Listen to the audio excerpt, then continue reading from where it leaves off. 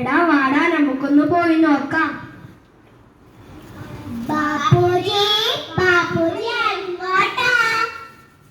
ഞാനൊരു ഗ്രാമം സന്ദർശിക്കാൻ വേണ്ടി ഇറങ്ങിയതാ. 1948 പോയിട്ട് 2025 തിരിച്ചു വരുന്നത്. തിരിച്ചു വരണമെന്ന് കരുതിയതല്ല. ഇന്ന് നമ്മുടെ നാടിന്റെ അവസ്ഥയെ കുറിച്ച് എനിക്ക് ചിന്തിക്കാൻ പോലും കഴിയുന്നില്ല. ഇതാണോ ഞാൻ സ്വപ്നം കണ്ട ഇന്ത്യ? അഹിംസയിലൂന്നിയ സത്യാഗ്രഹമല്ലേ ഞാൻ ലോകത്തിന് കാട്ടിത്തന്നത്? ഞാൻ നടന്നു വരുമ്പോൾ കുട്ടികളായ നിങ്ങൾ ഓരോരുത്തരും ചെയ്യുന്നത് എന്താണെന്ന് എനിക്ക് കണ്ടിരുന്നു. ഒരാൾ പത്രം വായിക്കുന്നു. എന്താണ് ഇന്നത്തെ പത്രവാർത്തകൾ? സ്ത്രീധനത്തിന്റെ പേരിൽ ഭർത്താവ് ഭാര്യയെ കൊല്ലുന്നു, മകൻ അച്ഛനെ വെട്ടിക്കൊല്ലുന്നു, അഴിമതി, അക്രമം, കള്ളക്കടത്ത്, ഇങ്ങനെ കുറെ വാർത്തകൾ. നമുക്ക് കിട്ടിയ സ്വാതന്ത്ര്യത്തെ നാം ദുരുപയോഗം ചെയ്യുകയാണ്.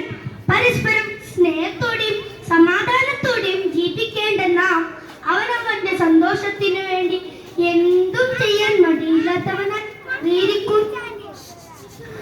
ഇതിനു പുറത്തെ രാഷ്ട്രീയ പാർട്ടികളും സംഘർഷങ്ങളും വേറെയും. ഇതിന്റെ ദുരിതങ്ങളെല്ലാം അനുഭവിക്കുന്നതോ പാവപ്പെട്ടവരും. ഞാൻ മാത്രമല്ല വന്നിരിക്കുന്നത്, സരോജിനി നായിഡു വന്നിട്ടുണ്ട്.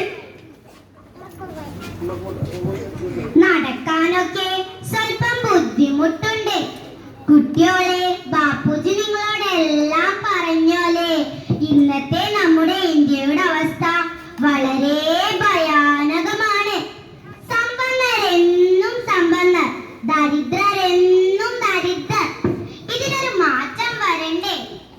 ഇന്ത്യയുടെ ഭാവി കുഞ്ഞു മക്കളിലാണെന്ന് നെഹ്റു പറയണത് പോലെ നിങ്ങളാണ് നാളെയുടെ സമ്പത്ത്. അതിനുവേണ്ടി നമുക്ക് ഒരുമിച്ചൊരു പ്രതിജ്ഞ എടുക്കാം.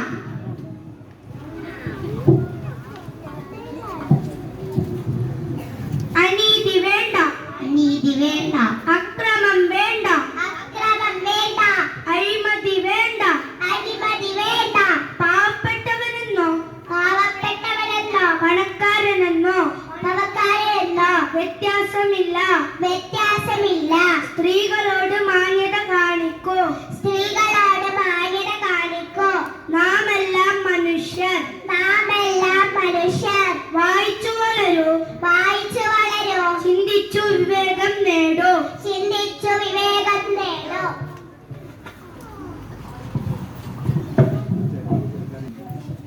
ഭാരതാംബയിൽ പിറന്ന മക്കൾ നാം, അഭിമാനത്താൽ പുളകിതരായവർ നാം.